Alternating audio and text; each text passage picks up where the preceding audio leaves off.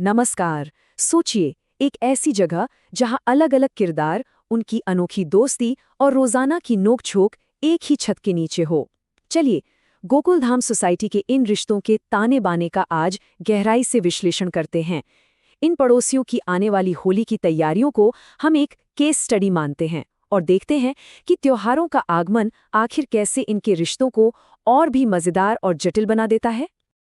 अब जरा जेठालाल के इस मशहूर डायलॉग पर ध्यान दीजिए। छुट्टियां लोगों के लिए होती हैं, मेरी दुकान तो चालू है। एकदम क्लासिक जेठालाल है ना। ये एक लाइन इस पूरी सोसाइटी के मूल स्वभाव को बेहतरीन तरीके से दर्शाती है। एक तरफ त्योहार और छुट्टियों का मजा है, परिवार की अपेक्षाएं हैं, और दूसरी तरफ व्यक्तिगत और व्यावसायिक जिम्मेदारियां। जेठालाल का ये चिड़चिड़ापन इंस्टेंटली उस कॉमेडी और टकराव की नींव रखता है जहां व्यक्तिगत इच्छाओं और परिवार की उम्मीदों के बीच लगातार एक जंग चलती रहती है। तो चलिए, आज के इस विश्लेषण का रास्ता तय कर लेते हैं।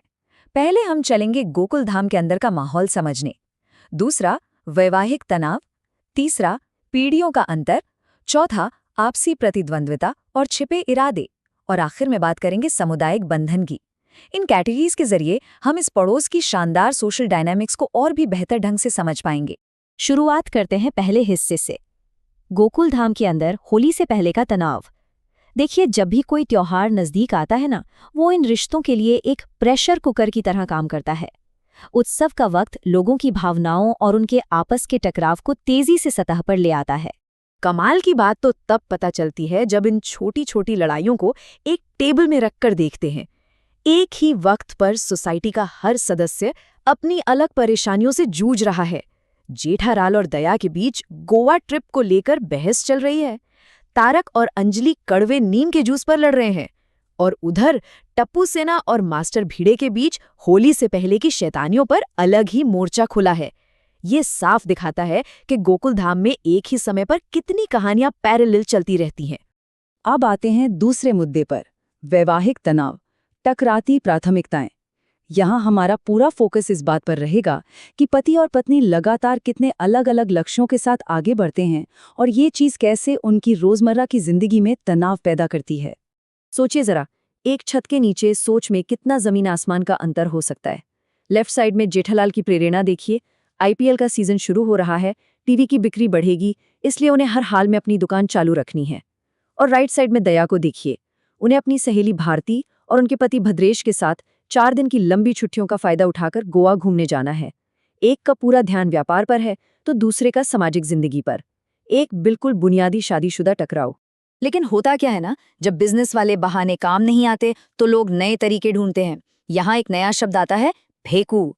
जेठालाल इस शब्द का इस्तेमाल दया की सहेली के पति भद्रेश के लिए करते हैं, यानी वो जो बड़ी बड़ी बातें हाँकता हो।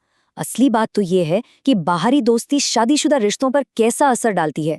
जेठालाल को असल में दुकान के कारण गोवा नहीं जाना, पर अपने फैसले को और मजबूत करने के लिए वो भद्रेश के फेकू होने का सहारा लेते हैं ताकि दया को चुप कराया जा सके। क्या दिमाग लगाया है। और कहानी सिर्फ एक जोड़े की नहीं है। दूसरी तरफ चलते हैं। एक तरफ अंजलि का हेल्थ ऑब्सेशन है। त्योहार के दिन भी वो तारक को नीम और चुकंदर का कड़वा जूस पीने पर मजबूर कर रही हैं। पर तारक के बचने की रणनीति देखिए, वो उस कड़वे जूस को चुपके से एक पौधे में डाल देते हैं, यहाँ तक कि बेचारा पौधा भी मुरझा जाता है। ये दिखाता है कि पार्टनर के दबाव से बचने के लिए लोग लिटरल सैबोटाज जैसी किस हद तक जा सकते हैं। अब बढ़ते हैं तीसरे पॉइंट की तरफ, पीढ़ियों का अंतर, बड़ों और बच्चों की सोच। त्योहारों के दौरान ये अंतर और भी ज्यादा शिद्दत से उभर कर सामने आता है। इन घटनाओं को ध्यान से देखिए। टप्पू सेना की एक्साइटमेंट इतनी है कि वो त्योहार से दिन पहले ही पिचकारी चलाना शुरू कर देते हैं। लेकिन सोसाइटी के सेक्रेटरी भीड़ी जी एकदम स्ट्रिक्ट हैं। उनका आदेश है कि होली सिर्फ होली के दिन ही खेली जाएगी।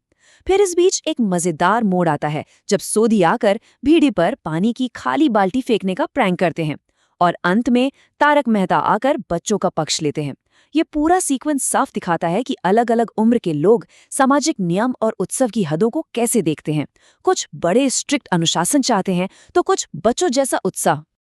और यहीं पर तारक मेहता का ये शानदार डायलॉग सब कुछ साफ कर देता है। वो कहते हैं कि भाई, होली का बुखार तो 10-15 दिन पहले ही चढ़ जाता है, और असली होली देखनी हो तो मथुरा जाओ। नोटिस करने वाली बात यह है कि जबकि भीड़े जैसे लोग नियम लागू करते हैं, तारक मेहता जैसे समझदार लोग इन दो पीढ़ियों के बीच एक ब्रिज, एक पुल का काम करते हैं। त्योहार की खुशी को किसी एक दिन के नियम में बांधा थोड़ी जा सकता है।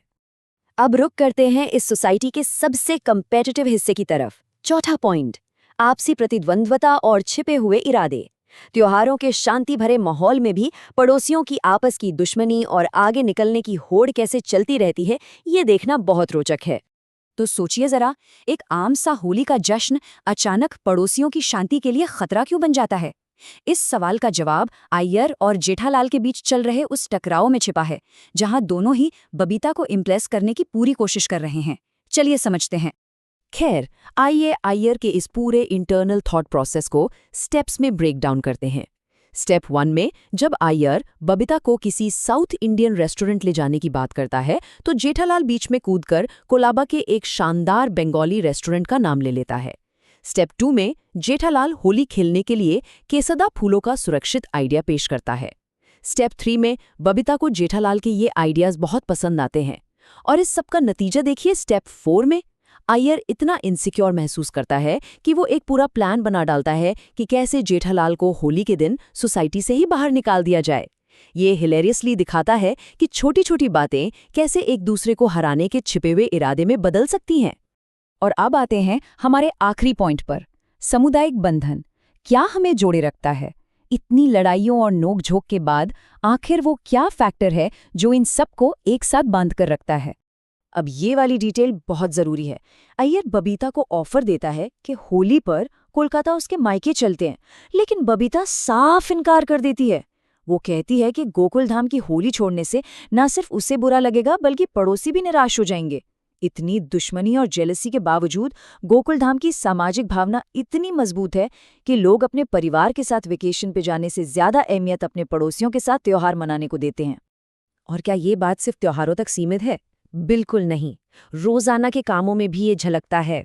ईद आ रही है और अब्दुल को दुकान बंद रखने के लिए नोटिस बोर्ड पर एक मैसेज लगाना है। भीड़े जी अपनी शुद्ध हिंदी में पूर्व नियोजित प्रबंध लिखवाना चाहते हैं, पर पूरी सोसाइटी एकजुट हो जाती है। तारक और सोधी जैसे लोग मिलकर कहते हैं कि भाई सिंपल भाषा में एडवांस ऑर्डर लिखो जिससे सब समझ सकें।